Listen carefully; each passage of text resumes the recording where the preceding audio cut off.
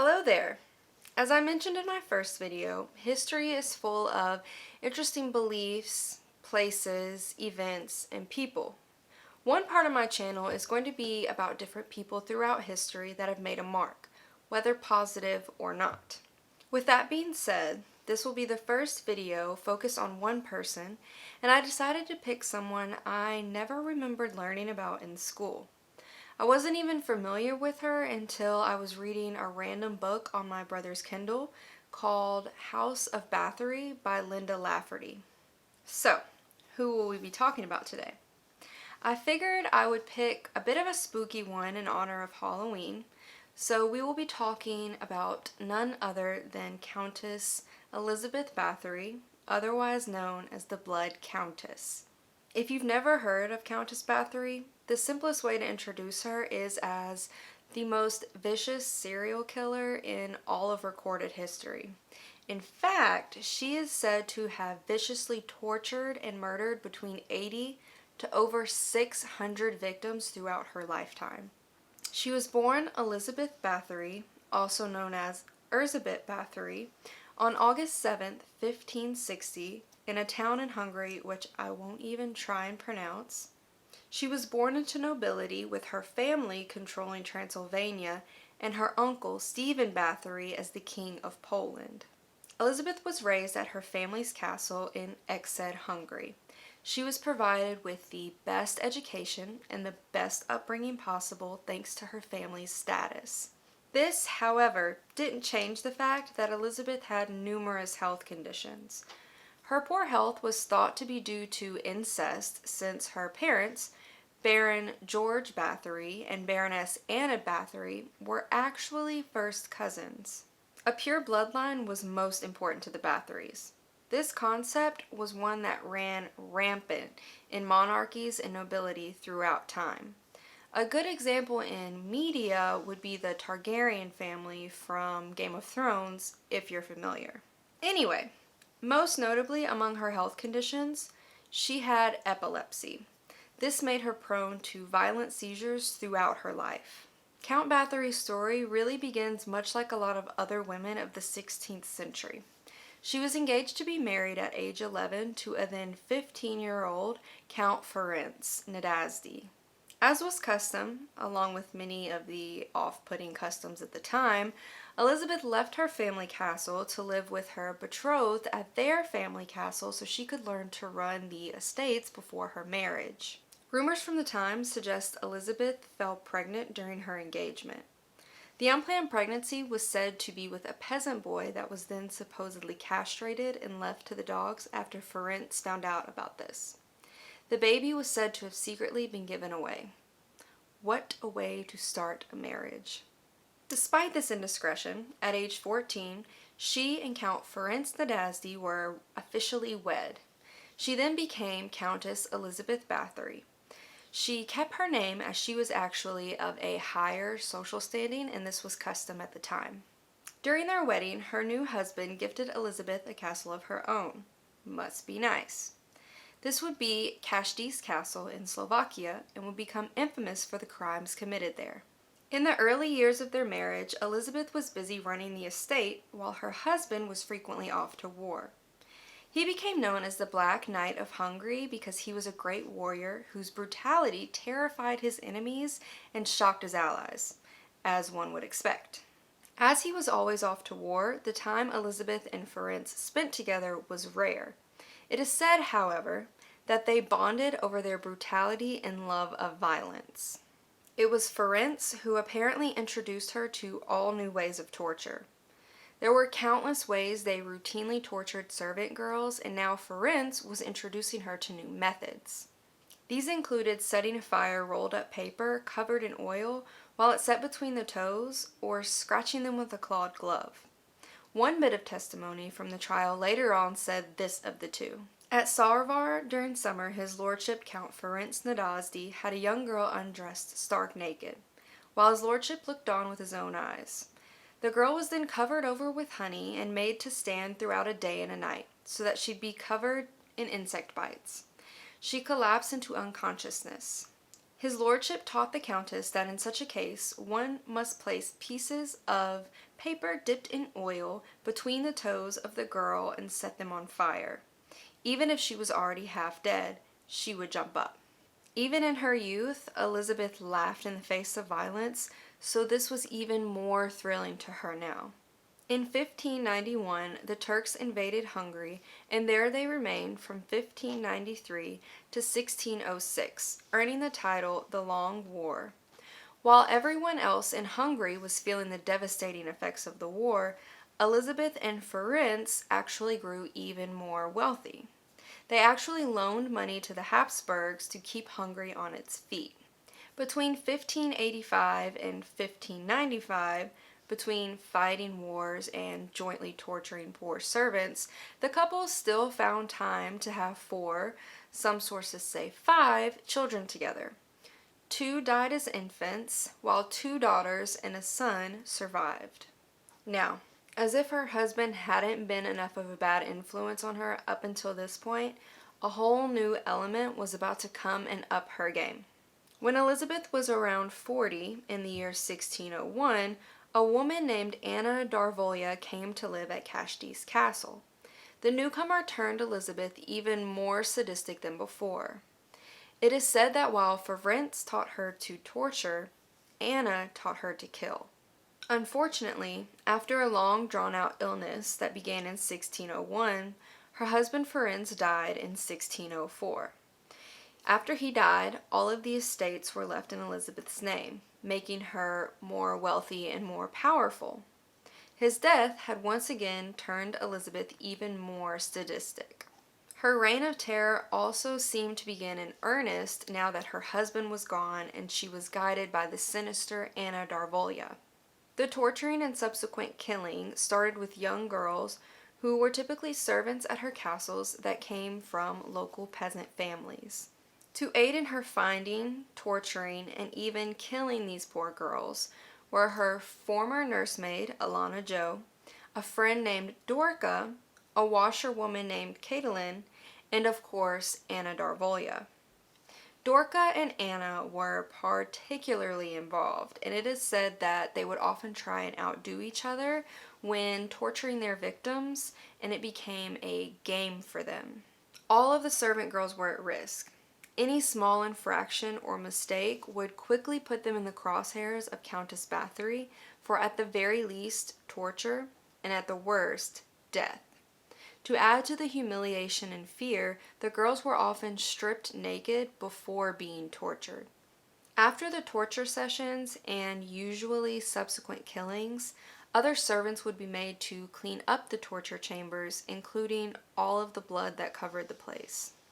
Can you imagine having to be in the position to do something knowing that that could be you who will be next? Someone else might be having to clean up your blood off of the torture chamber floor? I can't imagine. Unfortunately, the families that these girls were coming from didn't have options and couldn't get employment elsewhere. Working in the castle for the Countess was their best and often only option to help provide for themselves and their families. It is important to note that what the Countess was doing wasn't going entirely unnoticed. There are letters dating between 1602 and 1604 from a minister local to the castle to his superiors within the church about the atrocities happening at the castle and the bodies being brought to be buried in the graveyard. After a point, the minister refused to bury any more girls as he knew the mutilated bodies were not dying for the reasons he was being told.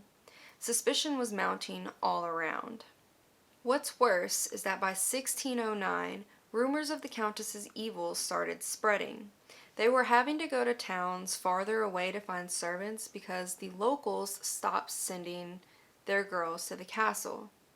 Some families, however, were selling their daughters into the service of the Countess for a hefty price despite knowing what might happen to them. The rumors, although spreading, meant nothing at the time and were not chargeable offenses. The servants were the Countess's to do with as she pleased, and she always chalked the deaths up to illness or accident. although it was becoming apparent that that was not the case. Unfortunately, basically nothing could be done as long as it was servant girls, aka lower class citizens, were the ones dying. It was going to take harm coming to the upper class for someone to really care about what was going on. Also in 1609, Elizabeth's bestie and torturing mentor, Anna Darvolia, died of a stroke.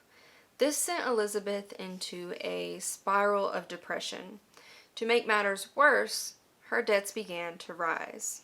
It was then, whether due to her change in circumstance or because she was simply running out of local peasant girls, she decided to now start targeting women of a higher class. Cashdy's Castle would become a finishing school for young noblewomen. This would serve two purposes for Elizabeth. One, the attendance fees would help her pay down her debts and hopefully turn her wealth back around. Two, it would be a cover for her real ploy to make higher class women her new victims. Remember when I said that she was free to do with her servants as she pleased? Again, this was because the servants were of a lower class and therefore non-consequential. However, now that women of nobility started disappearing, people started noticing. The families of these young, missing noblewomen took their concerns to King Matthias II. King Matthias then ordered a high-ranking representative, Gregory Thurzo, to investigate Countess Bathory and these claims made against her. Thurzo, although a friend of the Countess's late husband Ferenc, undertook the investigation, and what he found was appalling. He interviewed and collected evidence from over 300 witnesses who all had equally terrifying accusations against Elizabeth.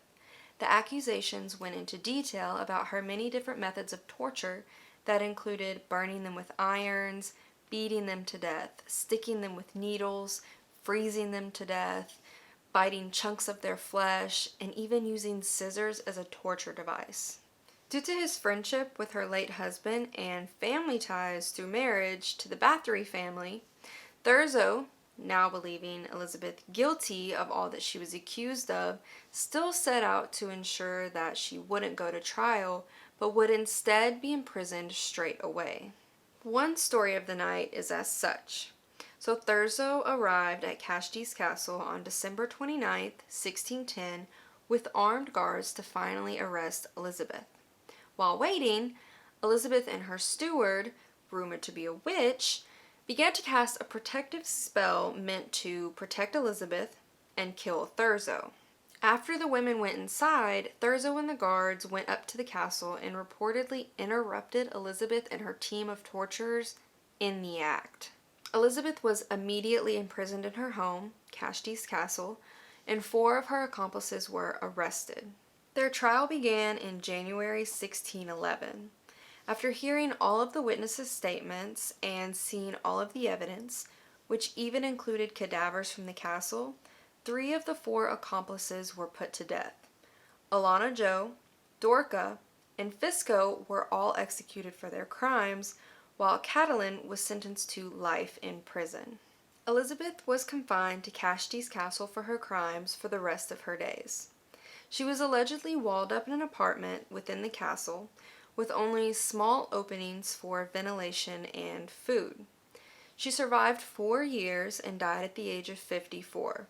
She was found on August 21st, 1614, after having complained to the guard about being cold. Elizabeth was buried in the crypt of Cashdy's Castle, but when the crypt was opened in 1995, she was nowhere to be found. Spooky. Now, there are some historians who believe her crimes were in fact blown out of proportion. In short, it is believed that this was all a conspiracy against Elizabeth, and that this was all set up due to her power and wealth during a time when women alone had neither.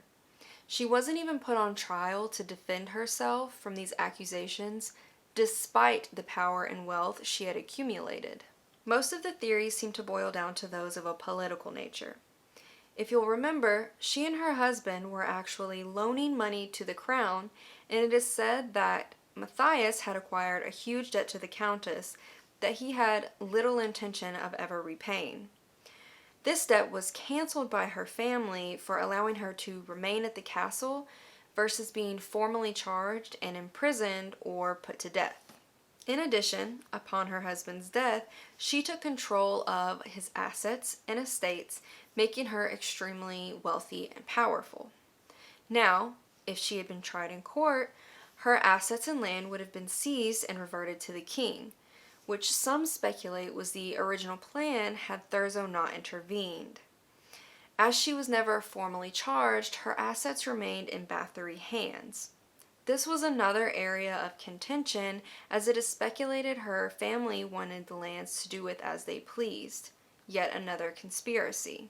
Was her family involved with these accusations launched against her? Were they even real?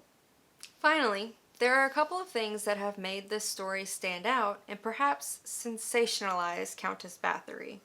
One interesting thing that's thrown around is the idea that the Countess kept a ledger of her victims. This was allegedly mentioned by a witness, however, the ledger was never found and the witness didn't testify in court.